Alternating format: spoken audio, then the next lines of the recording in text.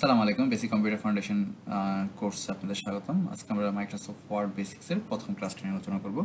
এই ক্লাসটিতে বেসিক্যালি আমরা আজকে বেসিক বিষয়গুলো দেখব মাইক্রোসফট ওয়ার্ডের। পরবর্তীতে আমরা একটু অ্যাডভান্স রিলেটেড ফরম্যাটিং থেকে শুরু করে আদার্স বিষয়গুলো আমরা নেক্সট ক্লাসে দেখব। তো এখানে আমরা আসলে বেসিক্যালি ডকুমেন্ট ক্রিয়েশনটা আসলে কি বেসিক একদম কপি পেস্ট, তারপর হচ্ছে ওয়ার্ডটা আসলে কি, ট্যাব কি জিনিস, এগুলো বেসিক একদম লেভেলের জিনিসগুলো দেখবো। হ্যাঁ, তো মাইক্রোসফট ওয়ার্ডটা কি? আমাদের প্রথম একটা কোয়েশ্চেন আসছে যে মাইক্রোসফট ওয়ার্ডটা কি। মাইক্রোসফট ওয়ার্ডটা আসলে একটা ওয়ার্ড প্রসেসিং একটা সফটওয়্যার। এরকম মাইক্রোসফট ওয়ার্ডের মতো সফটওয়্যার কিন্তু আরও রয়েছে। আমরা শুধুমাত্র মাইক্রোসফট ওয়ার্ড যে একটা সফটওয়্যার তা না। আমরা মাইক্রোসফট ওয়ার্ড ডাউনলোড যদি আমরা একটু যাই, আমরা দেখতে পাইতেছি যে এই যে এটা একটা WPS, এটা অনেকটা মাইক্রোসফট ওয়ার্ডের মধ্যে কাজ করে। এটা একটা ফ্রি সফটওয়্যার, যদি পেমেন্টের ওদেরও ব্যবস্থা আছে। তো বাট মাইক্রোসফট ওয়ার্ডে যে কাজগুলো করা যায় সেম টাইপের কাজগুলো আসলে এখান থেকে করা যায়। আর মাইক্রোসফটের অফিসিয়াল সাইট হচ্ছে আপনার হচ্ছে যে মাইক্রোসফটের যে সাইটটা, সেখান থেকে আসলে আপনারা মাইক্রোসফট এটা 365 হচ্ছে আপডেটেড। হ্যাঁ, ওখানে অফিস ফুলটাই এখানে আপনার অ্যাভেলেবেল আছে। তো আপনার চাইলে এই ছাড়াও বিভিন্ন এফটিপি সার্ভার থেকে আসলে আপনারা এটা কি বলে মাইক্রোসফট ওয়ার্ডে আসলে সরি মাইক্রোসফট ওয়ার্ডের আপনারা সফটওয়্যার টুলসটি ডাউনলোড করে ইনস্টল করে কাজ করতে পারবেন। তো এটা দিয়ে মূলত চিঠি, আবেদনপত্র, সিভি, হ্যাঁ, রিপোর্ট তৈরি করা ইত্যাদি কাজ করা হয়। তাছাড়া আমাদের ব্যবহারিক লাইফেও মাইক্রোসফট ওয়ার্ডের অনেক কাজ রয়েছে। তো মাইক্রোসফট ওয়ার্ডটা কেন শিখবো? সাধারণত আপনি যদি অফিসে কাজ করতে চান, আপনি চাকরি পরীক্ষা দিতে চান, দৈনন্দিন ডকুমেন্ট তৈরি করার জন্য আপনার মাইক্রোসফট ওয়ার্ডটা আপনাকে শিখতে হবে। মাইক্রোসফট ওয়ার্ড চালু করার পদ্ধতি এটা হচ্ছে স্টার্টমেন্ট দিয়ে আপনি সার্চ করা লাগবে, তাহলে ওয়ার্ডটা যদি থেকে থাকে তাহলে আসবে। তখন সেখান থেকে হচ্ছে আপনি জাস্ট রান এবং দিলে আপনি এটা আসলে স্টার্ট হবে। ঠিক আছে, আমরা যদি একটু দেখি এখানে যেভাবে আমরা লিখছি যে আমরা জাস্ট হচ্ছে ওয়ার্ডটা লিখবো। ওয়ার্ডটা লিখলে আমার এখানে ওয়ার্ড 2013 আসতেছে। এটাতে আমি যখন ক্লিক করতেছি তখন আমার আসলে মাইক্রোসফট ওয়ার্ডটা কী হচ্ছে, রান হতেছে। ঠিক আছে, তো আমি এটাকে এখানে একটা ব্ল্যাঙ্ক ডকুমেন্ট আছে এবং আদার্স কিছু তার ফিক্সড ডকুমেন্ট আছে যেগুলো তার সিস্টেমে অটো ডিফল্ট আছে। এটা হচ্ছে আমার মাইক্রোসফট ওয়ার্ডের ইন্টারফেস। ঠিক আছে, এই ইন্টারফেসটাতে আমরা কাজ করব। আর এটাকে আপনি ডাউনলোড কীভাবে করবেন? ডাউনলোড করার জন্য যে বললাম, আপনার বিভিন্ন সাইট থেকে আসলে ডাউনলোড করে নিতে পারেন এবং এফটিপি সাইটগুলোতে এটা ফ্রি ডাউনলোড অপশনটা পাবেন। চাইলে WPSটাও ডাউনলোড করে আপনার ফ্রি ইউজ করা শুরু করতে পারেন। আর সাইটগুলো অন্যান্য যেগুলো আসলে সাইটগুলো যেখানে আসলে বলতেছে মাইক্রোসফট ওয়ার্ডটা আছে, হ্যাঁ, এগুলো বিভিন্ন জায়গায় আপনার বলতেছে যে আছে। তো সেক্ষেত্রে আপনি একটু দেখে নেবেন। বিভিন্ন সাইট আছে যেগুলো আসলে সফটওয়্যারটা আসলে সাথে আপনার হচ্ছে বিভিন্ন ধরনের ভাইরাস ইনজেক্ট করা থাকে, তো সেগুলোটার ব্যাপারে একটু সাবধান থাকবেন। তো আমরা তাহলে মাইক্রোসফট ওয়ার্ডটা কীভাবে আসলে আপনার সিস্টেম আপনি খুঁজে পাবেন সেই জিনিসটা আমরা দেখলাম। আশা করি বিষয়টা বুঝতে পেরেছেন যে স্টেটমেন্ট থেকে কীভাবে পাবেন। এরপর আমরা যদি ইন্টারফেসটাতে আসি, ইন্টারফেসটা প্রথম আসতেছে টাইটেল বার। আমরা যদি আমাদের মাইক্রোসফট ওয়ার্ডের এটাতেই আমরা এখানে টাইটেল বারটাকে দেখতে পেতেছি।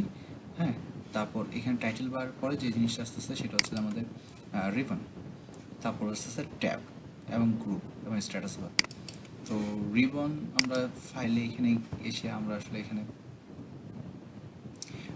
অপশনে গিয়ে এখানে আসলে আমরা এই যে আমরা বিভিন্ন ধরনের এখানে কাস্টমাইজ করে নিতে পারি। ঠিক আছে, চ্যানেল যেগুলো আমরা দেখতেছি সেগুলো থেকে শুরু করে আমরা বিভিন্ন ধরনের যে ল্যাঙ্গুয়েজ অ্যাডভান্স বিভিন্ন ফিচার, এই যে আমাদের যে রিবনটা আছে, আমাদের রিবনটাকে আমরা কাস্টমাইজ করে নিতে পারি। এই যে রিমোটটাতে আপনি দেখেন এখানে আসলে যে যে ফিচারগুলো আপনার থাকতেছে, এগুলো আপনি চাইলে অ্যাড এবং রিমুভ দুটোই করতে পারেন। এখানে ধরেন যে হোমের মধ্যে ক্লিপবোর্ড আছে, হ্যাঁ, এই ক্লিপবোর্ডটাকে আপনি রিমুভ করলে এখানে চলে আসবে। আর যদি এখান থেকে কোনো কিছু অ্যাড করতে চান তাহলে এখানে সেটা অ্যাড হয়ে যাবে। ঠিক আছে, সাপোজ এই ডিলিটটা আমি ক্লিক করলাম, এটা অ্যাড করে দিলাম, তাহলে হচ্ছে একটা গ্রুপের মধ্যে এটা রাখতে হবে, রেখে তারপরে এটাকে কাজ করতে হবে। ঠিক আছে, শুধুমাত্র আমি জাস্ট দিলে আর ওটা হয়ে যাবে না।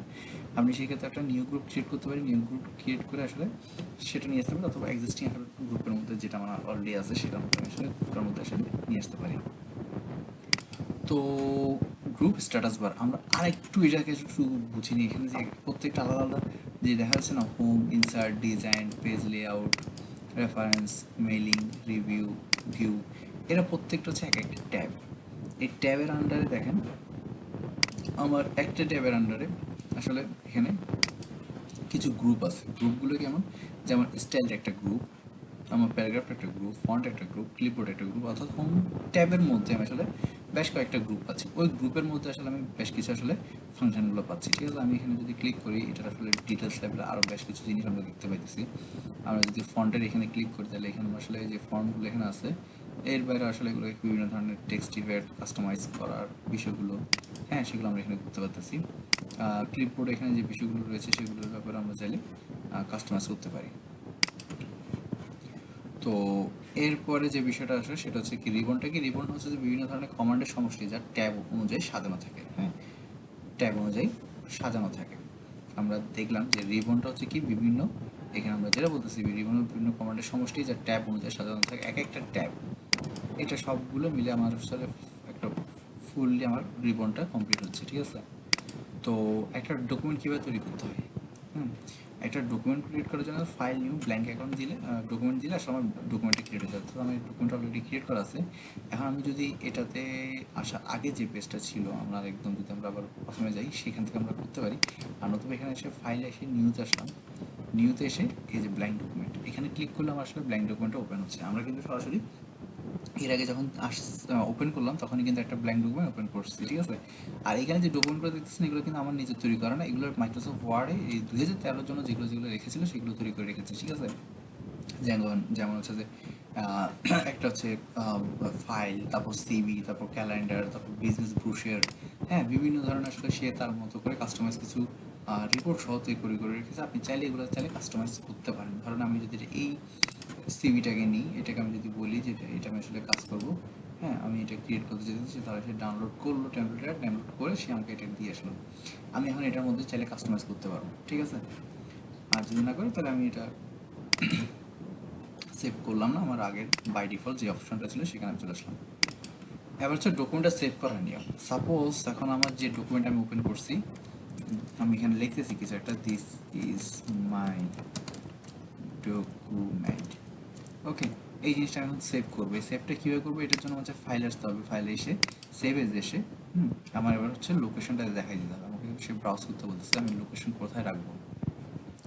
আমি যখন এখানে ব্রাউজে ক্লিক করতেছি, হ্যাঁ, তাহলে সে আমার যেহেতু এখানে দেখেন ব্রাউজে আসার পর সে আমার আসলে লোকেশন খুঁজতেছে। আমি আসলে লোকেশনটা এখান থেকে ডাউনলোড হতে পারে বা ডকুমেন্টস হতে পারে বা আমার কোনো যে কোনো জায়গাতে আমি আসলে কী করতে পারি, এই ফাইলটা রেখে দিতে পারি। আমি যখন আমার ডাউনলোডের মধ্যে DO6 ফাইলটা রেখে দিই, তাহলে সেটা আমার DO6 ফাইলটা এখন আমার সেভ থেকে যাবে। আমি যদি এখান থেকে ক্লোজ করে দিই, আমার ফাইলটা কিন্তু এখন দেখা যাচ্ছে না, দেখা যাচ্ছে না। কিন্তু আমি যদি এখন আমার ডকুমেন্ট ফোল্ডারটাতে যাই, আমার ডকুমেন্ট ফোল্ডারটাতে এই যে দিস ইজ মাই ডকুমেন্ট নামে DO6 নামে একটা ফাইল আছে, ঠিক আছে। তো এইখান থেকে আমি আবার পুনরায় ফাইলটাকে ওপেন করে ফেলতে পারলাম। তো এইভাবে করে আসলে আমরা কন্ট্রোল সেভ দিয়ে আমরা ফাইলের নেমটা দিয়ে লোকেশন অনুযায়ী সেভ করতে পারি, ঠিক আছে। আর আমরা যখন আসলে সেভ করতেছিলাম তখন আমাদের কাছে সে কিন্তু নেম চেয়েছে, ঠিক আছে। এই যে আবার আসলাম সেভেজ, আমরা সেভেজ এসে ব্রাউজিং করে আবার চাইলে অন্য একটা লোকেশনও কিন্তু এই নাম যেটা আছে দিস ইজ মাই ডকুমেন্ট, আমি চাইলে এখানে চাইলে দিস ইজ অর টেস্ট কিছু একটা আমি যাই লিখতে চাইতেছি, হ্যাঁ, সেরকম কোনো একটা নাম দিয়ে আমি আবার কিন্তু ফরম্যাটগুলোকে চেঞ্জ করতে পারবো। আমি চাইলে এই ফরম্যাটটাকে, সেগুলো আমরা একটু ডিটেলসে একটু পরে আসতেছি, হ্যাঁ। তো আমরা আবার আমাদের ডকুমেন্টে ফাইলে আসি। এইভাবে করে আসলে আমরা কী করতেছি, ডকুমেন্টটা সেভ করতে পারতেছি যে কোনো লোকেশনে। আর সেভ অপশনে গিয়ে আপনি অন্য নামে সেভ করতে পারেন অথবা ফরম্যাটটাকে চেঞ্জ করতে পারেন, যেটা একটু আমরা বলতেছিলাম যে আমরা অন্য কোনো ফরম্যাটে বা আমরা চাইলে সেভ করতে পারি। যেমন আপনি যে ফাইলটা ধরেন এইটা আপনি হচ্ছে একটা প্যারাগ্রাফ লিখছেন, সাপোজ একটা ফাংশন দেখে আপনাদেরকে, হ্যাঁ, এটা হচ্ছে রেন্ট ফাংশন। এই রেন্ট ফাংশন দিয়ে আসলে বিভিন্ন ধরনের কাস্টমাইজ টেক্সট তৈরি করা যায়। এই জাস্ট হচ্ছে আমি এই দেখেন আমার এই লেখাগুলো কিন্তু কোনো কিছু আমি লিখি না, ঠিক আছে। আমি এখানে জাস্ট 20 প্রেস করছি, অটোমেটিক্যালি আমার হচ্ছে প্রায় 2 পেজের লেখা চলে আসছে। এখানে আসলে 20টা আসলে সরি 20টা আসলে রেডিমেড টেক্সট তৈরি হয়েছে। এই জিনিসটা তৈরি হয়েছে আসলে আমার কি দিয়ে, একটা ফাংশন দিয়ে আমি তৈরি করেছি, ঠিক আছে।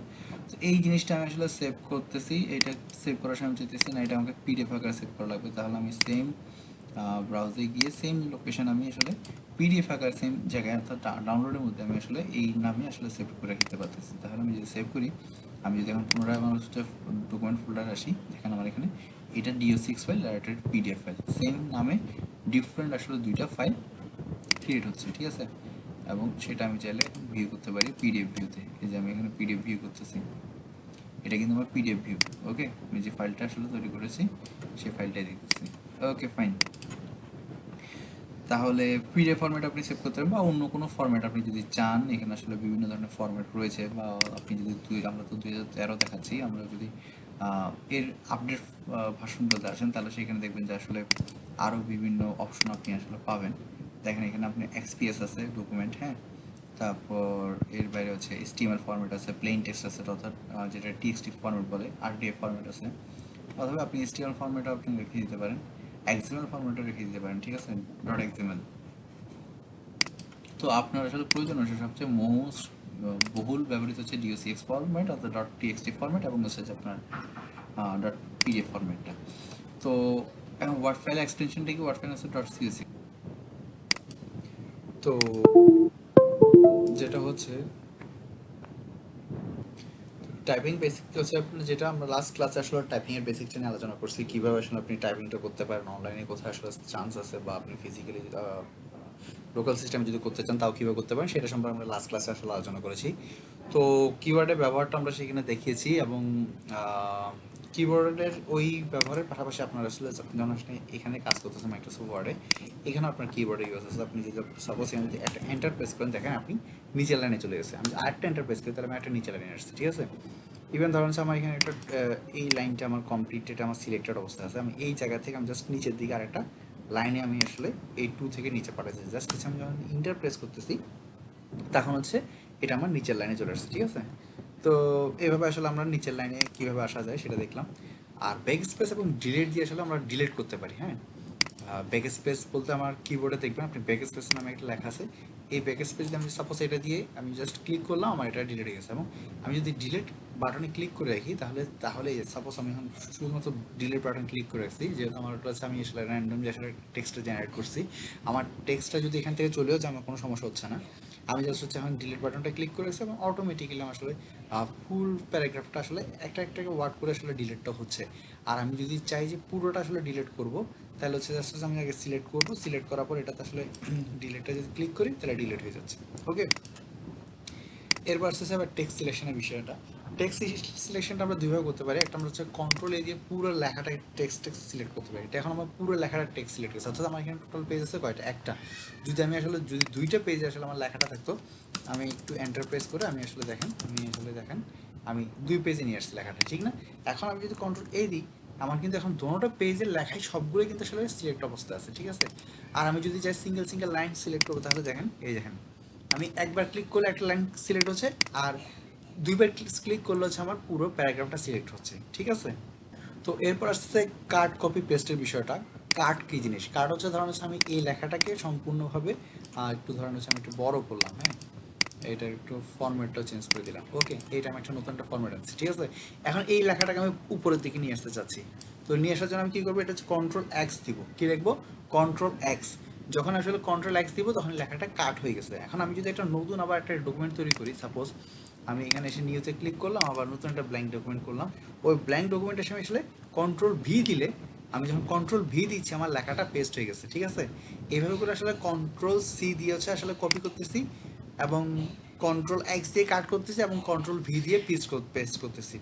তো এইভাবে আসলে আমরা কপি কাট পেস্টের বিষয়টা বুঝলাম। এরপর হচ্ছে আস্তে আস্তে ফ্রন্ট বেসিক ফন্ট ফরম্যাটিংটা হচ্ছে কি, ফন্টের নেমটা কী হবে, ফন্টের সাইজটা কী হবে, বোল্ড হবে না, ইতালিক হবে না, আন্ডারলাইন হবে, এই জিনিসগুলো আসলে ডিজাইন করার, ঠিক আছে। তো এই যে লেখাটা আমি লিখছি, এটার আসলে লেখাটা একটা নির্দিষ্ট ফন্ট আছে, সেটা আমরা দেখতে পাচ্ছি, এটা কালবেরি বডি, হ্যাঁ। আমি চাইলে এটা আসলে এখানে অন্য কোনো ফন্টে নিয়ে আসতে পারি, এই যে এটা এখন আরেকটা ফন্টে নিয়ে আসছি। আমি চাইলে এখন এরিয়াল ব্ল্যাকে নিয়ে আসতে পারি, এই ফ্রন্টে চলে আসছে, দেখেন এই ফ্রন্ট আসার সাথে সাথে অটোমেটিক লেখাটা চেঞ্জ হয়ে গেছে। আবার চাইলে আমি এখানে আলাদা করে, ধরেন আমাকে এটা পুরোটা করতে পারি তা না, আমি আসলে একটা সিঙ্গেল লাইন বা একটা সিঙ্গেল ওয়ার্ডও কাজটা করতে পারি। আমি এখানে এটাকে বোল্ড করতে পারি, এটাকে আমি আসলে ইটালিকভাবে করতে পারি, অর্থাৎ লেখাটা একটু আড়াআড়ি টাইপের, এবং চাইতেছি এটার নিচে একটা আন্ডারলাইন করার জন্য আমি একটা আন্ডারলাইন করে দিচ্ছি, ঠিক আছে। এইভাবে করে আমি আসলে ফরম্যাটিংটা করতে পারতেছি। এবং ফ্রন্টের যে সাইজটা, আমি চাইতেছি যে এই সাইজটা যেটা আছে এইটা সাইজটা একটু বড় হবে। আমি এটা কয়েকভাবে করতে পারি সাইজটা বড়। আমি এখান থেকে সিলেক্ট করে আমি যদি লিখে দিই, এটা সিলেক্ট করে দিই, যে সাইজটা সিলেক্ট করতেছি সেই সাইজটা সিলেক্ট হবে। আবার আমি চাইলে এখানে যে বাটনটা আছে দেখেন, এই বাটন দিয়ে চাইলে সিলেক্ট করে বড় বা ছোটো করতে পারবো। সাপোজ আমি এটাকে ছোট করে নিচ্ছি, ঠিক আছে, তখন আসলে ছোট করে নিতে পারতেছি, আবার অথবা এটার পাশেরটা দিয়ে আমি আসলে বড় করে নিতে পারতেছি, ঠিক আছে। তো তাহলে এখানটা হচ্ছে আপনি কি ফিক্সড আসলে যে সাইজটা হচ্ছে, তাহলে সেই সাইজটা আপনি করে নিতে যদি কোনো ফরম্যাটে থেকে থাকে। আর এটা হচ্ছে কি আপনি দেখে বুঝে নেবেন যে আসলে আপনার কোন সাইজটা দরকার হচ্ছে, ঠিক আছে। এরপরে যেটা আসতেছে আমরা আসলে দেখলাম যে কন্ট্রোল পির মাধ্যমে আসলে এটা হচ্ছে যে বোল্ড করা হয়, কন্ট্রোল আই এর মাধ্যমে হচ্ছে ইটালিক করা হয়, এবং কন্ট্রোল ইউর মাধ্যমে আসলে আন্ডারলাইনটা করা হয়, ঠিক আছে। তো এইভাবে করে আসলে আপনি যে আসলে বিভিন্ন শর্টকাটগুলো পেয়ে যাবেন, শর্টকাটগুলো দিয়ে আপনি খুব ইজিলি আসলে খুব ফাস্টলি আসলে কাজগুলো করতে পারবেন। ওকে, এবার আসলে ফন্ট কালার এবং হাইলাইট। আপনি এখানে টেক্সট কালারগুলো চেঞ্জ করতে পারবেন, হাইলাইট করতে পারবেন। সাপোজ আমরা যদি এখন আমাদের লেখাটার মধ্যে যাই, আমি চাচ্ছি যে এই লেখাটাকে আমার হাইলাইট করার জন্য, ঠিক আছে। আমি চাইলে এটাকে হাইলাইট করতে পারবো। এটাকে দেখেন এখানে আমি এখানে টেক্সট হাইলাইটের কালার আছে, আমি হাইলাইট দিয়ে দিলাম, এটা হাইলাইট হচ্ছে, ঠিক আছে। তাছাড়া আমি চাইতেছি না এটার ভিতরে যে টেক্সটটা কালার আছে সেটা চেঞ্জ করব। আমি চাইলে এখানে ধরেন হচ্ছে এখানে যে টেক্সটের যে কালারটা আছে সেটাকে আমি লাল নিয়ে আসবো। সেক্ষেত্রে আমি জাস্ট হচ্ছে এখান থেকে রেডটাকে সিলেক্ট করলাম, আমার ভিতরে লেখাটা চেঞ্জ হয়ে গেছে, ঠিক আছে। এটা হচ্ছে টেক্সট কালার চেঞ্জ হয়, এটা হচ্ছে কি আমার হাইলাইটার ইউজ করলাম, ঠিক আছে। তাহলে হাইলাইটের বিষয়টা আমরা ক্লিয়ার। এরপর হচ্ছে প্যারাগ্রাফ অ্যালাইনমেন্ট। আসলে প্যারাগ্রাফ যেগুলো আমাদের আছে বর্তমানে, এগুলো আসলে এখন যেই ফর্মেট আছে সেটা হচ্ছে অ্যালাইন লেফট ফর্মেটে। আমরা চাইলে এটাকে অ্যালাইন সেন্টারে নিয়ে আসতে পারি। সাপোজ এই লেখাটাকে আমরা অ্যালাইন সেন্টারে নিয়ে আসবো, তাহলে এটা কেমন হবে দেখেন, জাস্ট এই ফর্মেটে চলে আসছে। হ্যাঁ, বাট আমি চাইতেছি না এটা অ্যালাইন সেন্টার না, এটা আমার অ্যালাইন রাইটে থাকবে, তাহলে এটা আমি রাইটে নিয়ে আসতে পারি। আর সবচেয়ে আরেকটা ভালো একটা সাইড অ্যালাইনমেন্টের একটা জিনিস হচ্ছে জাস্টিফাই, যেটা আসলে জাস্টিফাই সেটাই থাকবে। সেক্ষেত্রে হচ্ছে আপনি এটা সিলেক্ট করলেন, আপনার যে প্যারাগ্রাফটা আপনি ঠিক করতে চাইতেছেন এটা জাস্টিফাই করলো, জাস্টিফাই অনুসারে সেটা থাকলো। ওকে, তো এভাবে আসলে আমরা জাস্টিফাইয়ের বিষয়টা দেখলাম, প্যারাগ্রাফ অ্যালাইনমেন্টে কীভাবে করা হয়। এরপর আসতে লাইন স্পেসিং, অর্থাৎ প্রত্যেকটা লাইনের সাথে প্রত্যেকটা লাইনের যে স্পেসটা সেটা আপনি চাইলে ঠিক করতে পারেন। হ্যাঁ, আপনি এখানে দেখেন, আপনি এখান থেকে চাইলে এই যে আমরা যে লাইনটা সিলেক্ট করছি সেটা যে আমরা আসলে চাইতেছি লাইন স্পেসিং করার জন্য, লাইন স্পেসিং করার জন্য আমরা জাস্ট হচ্ছে এখানে এই প্যারাগ্রাফ যে গ্রুপটা আছে সেটাকে ওপেন করলাম। তো দেখেন আমার এখানে বিফোর এবং আফটার দুইটা দেওয়া আছে। আমি বিফোর আফটার দুইটা জায়গাতে আসলে এটাকে যদি আমি বাড়াই ফেলি, আমি এটা কমাই নিতে পারতেছি, অটো করে নিতে পারতেছি। আমি যদি এখন বাড়াই ফেলি তাহলে অনেক বেশি আসলে আমার স্পেস হয়ে যেতেছে। দেখেন আমি এখানে বাড়াই ফেলছি, আমি জাস্ট ওকে দিলাম, দেখেন আমার এটা স্পেসটা কিন্তু অনেক বেড়ে গেছে, ঠিক আছে। আমি যদি এই পুরোটার মধ্যে যদি আসলে লাইন স্পেসিং করতে যাই, আমি আসলে এটাতে অনেক বাড়াই ফেলতেছি।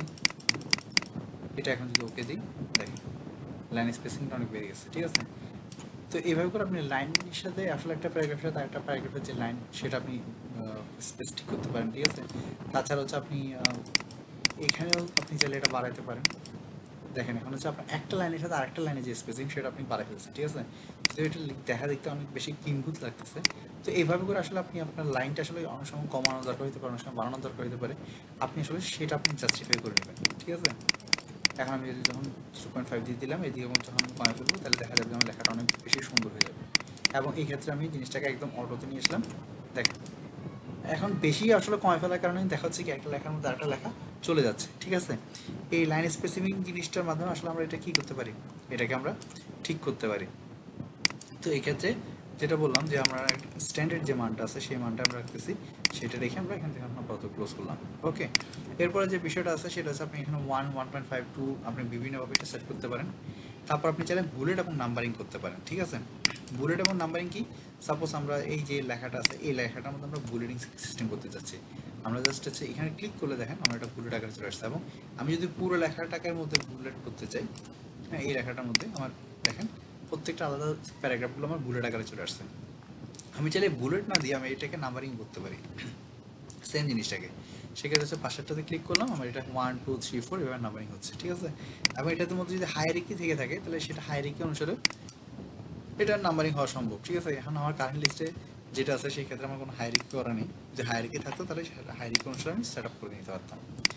তো পেজ লেআউটে যদি আমরা আসি, এরপরে পেজ লেআউট যেখানে আসতে থাকতে মার্জিন, ওরিয়েন্টেশন এবং পেজ সাইজ, ঠিক আছে। এখানে দেখেন আপনি এখানে পেজ যে সাইজটা আছে সেটা আপনি ডিপেন্ড।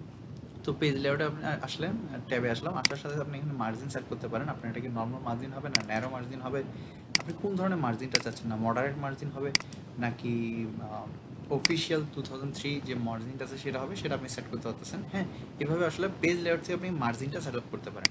এরপর ওরিয়েন্টেশন, এটা আসলে পেজটা কি আসলে ল্যান্ডস্কেপ হবে না পোর্ট্রেট হবে, আপনি এটা ঠিক করতে পারেন। এটা কি লম্বালম্বি হবে না উলম্ব আকার হবে। এই যে দেখেন, এটা আমার এখান থেকে উলম্ব আকার চলে আসছে, ঠিক আছে। তো আপনি এখান থেকে আসলে এটাকে ল্যান্ডস্কেপ ওরিয়েন্টেশনটাকে চেঞ্জ করতে পারেন। তাছাড়া এটা সাইজটা কেমন হবে, এটা কি A4 সাইজ হবে? অনেক সময় বলে না A4 সাইজে লাগবে আমার কাগজটা। জাস্ট হচ্ছে আপনি এখান থেকে ক্লিক করলে পেজ লেআউট থেকে আপনি আসলে পেজ লেআউট দিয়ে আপনি সেটা ঠিক করে নিতে পারছেন। তারপর কলামগুলো কয়টা হবে, হ্যাঁ, এটা আপনি কলাম আকারে করলাম, ঠিক আছে। এটা যদি আমাদের কলাম আকারে জিনিসটা আসলে ওয়ান কলামে আমাদের লেখাটা, ঠিক আছে, আমরা যদি 2 কলাম 3 কলাম এভাবে যদি ভাগ করতে চাই, তাহলে আমরা এখান থেকেও পেজ লেআউটের মাধ্যমে কলাম ভাগ করতে পারি। এছাড়া এটা অনেকভাবে আসলে কাস্টমাইজ করা যায়। তো এরপর আস্তে আস্তে পেজ ওরিয়েন্টেশনটার বিষয়টা আমরা দেখলাম, সেটাও। এবার আস্তে আস্তে প্রিন্ট করার নিয়মটা, আমরা যেই লেখাটা লিখছি এই লেখাটা আমরা আসলে এখন প্রিন্ট করতে চাইছি, সেটার জন্য কী করা লাগবে? এটা শর্টকাট হচ্ছে Ctrl+P। আপনি যখন কিবোর্ড থেকে Ctrl+P দিবেন, তখন অটোমেটিক্যালি আপনার প্রিন্ট এই অপশনটা চলে আসবে, ঠিক আছে। আর এইটাতে না আসলে আপনি চাইলে ফাইল ট্যাবে গিয়ে এখানে এসে দেখেন, এখানে প্রিন্ট নামে আলাদা একটা বাটন আছে। এইটাতে আপনি আসলে ক্লিক করলে আপনার প্রিন্ট অপশন চলে আসতে পারতেছেন। এখান থেকে আপনি প্রিন্ট কোন প্রিন্টারের মাধ্যমে প্রিন্ট করবেন না করবেন, এখানে আপনার যদি থেকে থাকে প্রিন্টার যদি অ্যাড থেকে থাকে, তাহলে আপনি সেগুলো অ্যাড দেখতে পারবেন। আমার এখানে যদি অ্যাড নেই, সেটা আপনি দেখতে পাইতেছেন না। আর প্রিন্টারের প্রপার্টিস থেকে আপনি সেগুলো আরও বিভিন্ন কাস্টমাইজ করতে পারবেন, এবং পেজটাকে সেট আপ এখান থেকে আপনি করে নিতে পারেন, যে আসলে আপনার যে প্রিন্ট আপনি করবেন এটা কি পোর্ট্রেট হবে না ল্যান্ডস্কেপ হবে, আপনি এখান থেকে এটা প্রিভিউগুলো দেখতে পারবেন। এবং ফাইনালি পেজ সেট আপ যখন আপনার কমপ্লিট হয়ে যায়, জাস্ট প্রিন্ট বাটন ক্লিক করলে আপনার এটা প্রিন্ট হয়ে যাবে, ঠিক আছে। যেহেতু আমার এখানে আসলে কোনো কিছু এখনো সেট করা নেই, সেহেতু আমার এটা সেভ আকারে আসতেছে। ওকে, তো এটা ছিল প্রিন্ট করার অপশনটা।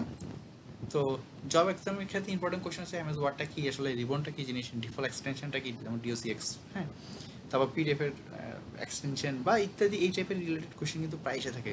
খুব বেশি এসে থাকে আসলে হচ্ছে শর্টকাটগুলো, অর্থাৎ Ctrl+C দিয়ে কী বুঝে, আমরা যেটা আসলে দেখলাম Ctrl+C দিয়ে কী বুঝে, কপি করাটা। আমি লেখাটা Ctrl+C দিয়ে কপি করতে পারি, ঠিক আছে। তারপর আমরা এটা কী করতে পারি, অন্য কোনো ফাইল বা একই ফাইলের মধ্যে আমরা আসলে সেটাকে পেস্ট করতে পারি। পেস্ট করি কী দিয়ে, Ctrl+V দিয়ে, ঠিক আছে। Ctrl+V দিয়ে আমরা পেস্ট করি, আর Ctrl+X দিয়ে হচ্ছে আমরা কাট করি। অর্থাৎ এই লেখাটা আমি কাট করে নিয়ে যেতে চাইতেছি, এই জাস্ট লেখাটা আমি Ctrl+X দিব। যখন Ctrl+X দিলাম, এই লেখাটা আমার কাট হয়ে গেছে। আমি তখন এটাকে আলাদাভাবে একটা কোনো লাইন বা কোনো পেজে বা অন্য কোথাও আমি নিয়ে যেতে পারি, ঠিক আছে। তো এইভাবে করে আসলে আমরা আসলে আমাদের ডকুমেন্টেশনের কাজ থেকে শুরু করে আমাদের অফিসিয়াল বিভিন্ন কাজগুলো আমরা কমপ্লিট করে থাকি। তো প্র্যাকটিক্যাল একটা কাজ থাকলে আপনাদের জন্য, সেটা হচ্ছে একটা আবেদনপত্র তৈরি করেন আপনার নিজের জন্য। হ্যাঁ, এবার একটা নিজের জন্য একটা CV তৈরি করেন, নিজে নিজে তৈরি করবেন আপনার নিজের জন্য। আমার মোটামুটি বেসিক জিনিসগুলো সবই দেখা হয়ে গেছে, জাস্ট ইমেজ ফরম্যাটিংটা দেখা হয়নি। আমরা নেক্সট ক্লাসে আসলে ওটাও দেখবো, এবং আদার্স ফরম্যাটিং বিষয়গুলো দেখবো। তো আমাদের এই MS জব ইউজেসের জন্য এটা খুবই ইম্পর্ট্যান্ট, বিশেষ করে যারা অফিস অ্যাসিস্ট্যান্ট এবং কম্পিউটার অপারেটর হিসেবে জয়েন করতে চান, তাদের জন্য লাস্ট ক্লাসটা, মানে এর আগে যে ক্লাসটা হয়েছে টাইপিং ক্লাসটা, এবং এই ক্লাসটা এবং পরবর্তী ক্লাসগুলো খুবই ইম্পর্ট্যান্ট। তো কমন যে মিস্টেকটা হয়ে থাকে সাধারণত যারা আসলে কাজটা শিখতে যায়, সেক্ষেত্রে যেটা হচ্ছে সেভ না করাটা এবং ফরম্যাটিংয়ের যে ভুলটা, ঠিক আছে। তো সেভ করাটা আমরা দেখেছি কীভাবে সেভ করতে হয়, কীভাবে ফাইলটা বের করতে হয়, ঠিক আছে। আমরা দেখলাম যে সেভ এসের মাধ্যমে এসে আমরা যে কোনো জায়গায় চাইলে আমরা ফাইলটা সেভ করে নিতে পারি, এবং অন্য কোনো জায়গায় আমি চাইলে সেভ করতে পারি, কিন্তু একই নামে সেভ করতে পারবো। সাপোজ আমি যদি এখন ডকুমেন্টের মধ্যে, যেহেতু আমি এই নামে একটা অলরেডি ফাইল সেভ করছি, এখন যদি করতে চাই, দেখেন আমাকে কী বলে, হ্যাঁ, আমার সেভটা নিয়ে নিয়েছে, ঠিক আছে। এটা কিন্তু আলাদাভাবে কি করে নাই, নতুন করে কোনো কপি হয়নি, কিন্তু আমি আলাদাভাবে যদি কপি করতে চাই, সেটার জন্য আমাকে ডিফারেন্ট একটা লোকেশন আসলে কী করতে হবে, এই ফাইলটা সেভ করতে হবে, ঠিক আছে। তারপর হচ্ছে যে কিছু কিবোর্ড শর্টকাট সামারি, যেগুলো Ctrl+S দিয়ে কী করে, Ctrl+V দিয়ে কী করে, Ctrl+P দিয়ে কী করে, আমরা যেটা বললাম Ctrl+P দিয়ে প্রিন্টের জন্য আমরা সরাসরি অপশন চলে যেতে হবে, Ctrl+V দিয়ে বোল্ড করতে পারি, ঠিক আছে। তো এক্সাম টিসির শর্টকাটগুলো মুখস্থ করুন, প্র্যাকটিক্যালটা প্র্যাকটিস করুন, এটা হচ্ছে মেইন আসলে থিম। এখানে প্র্যাকটিক্যালের বাইরে অন্য কিছু নেই। নেক্সট ক্লাসে আসলে আমরা মাইক্রোসফট ওয়ার্ডের ফরম্যাটিং বিষয়গুলো নিয়ে আলোচনা করব, এবং আপনাদের মাইক্রোসফট ওয়ার্ড নিয়ে যদি কোনো কোয়েশ্চেন থেকে থাকে, সেগুলো অবশ্যই কমেন্ট বক্সে জানান। আশা করি ভালো লেগেছে। পরবর্তী ভিডিওতে ইনশাআল্লাহ দেখা